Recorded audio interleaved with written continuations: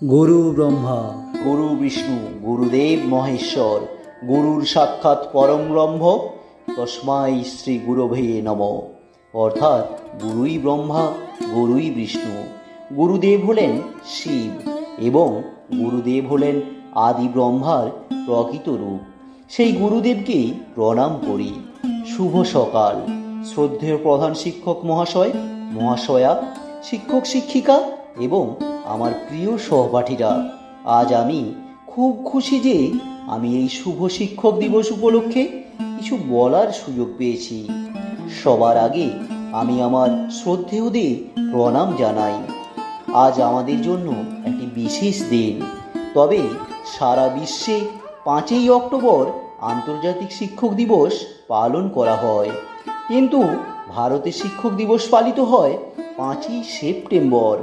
কারণ শিক্ষাবিদ তথা ভারতের প্রাক্তন রাষ্ট্রপতি ডক্টর সর্বপল্লী রাধাকৃষ্ণনকে সম্মান জানানোর জন্যই 5ই সেপ্টেম্বর দিনটিকে শিক্ষক দিবস হিসাবে বেছে নেওয়া হয়েছে। আসলে 1888 সালের 5ই সেপ্টেম্বর জন্মগ্রহণ করেছিলেন ডক্টর সর্বপল্লী রাধাকৃষ্ণন। তার স্মরণেই এই তারিখটিকে দেশ জুড়ে শিক্ষক দিবস হিসাবে পালন করা হয়। বলা হয়ে থাকে, গুরুর চেয়ে বড় কেউ নেই। আজ আমিও এটা বিশ্বাস করি। তাই আজকে আসুন আমরা সবাই গুরুদেরকে প্রণাম করি এবং আমাদের জীবনে তাদের গুরুত্ব বোঝার চেষ্টা করি। গুরু হলেন সেই প্রদীপ যারা অন্ধকার ঘুচিয়ে আলোর পথে অগ্রসর হতে সহযোগিতা করেন। তারা সেই গাছ যারা নিজেই সূর্যের সব তাপ সয়ে নিয়ে আমাদের ছায়া দেন, আমাদের ভিতর থেকে অজ্ঞতার অন্ধকার দূর করে জ্ঞানের আলোয় ভরে দেয়। শিক্ষকরা শুধু আমাদের শেখান না, আমাদের গঠন করে এবং দায়িত্বশীল মানুষ করে তোলেন।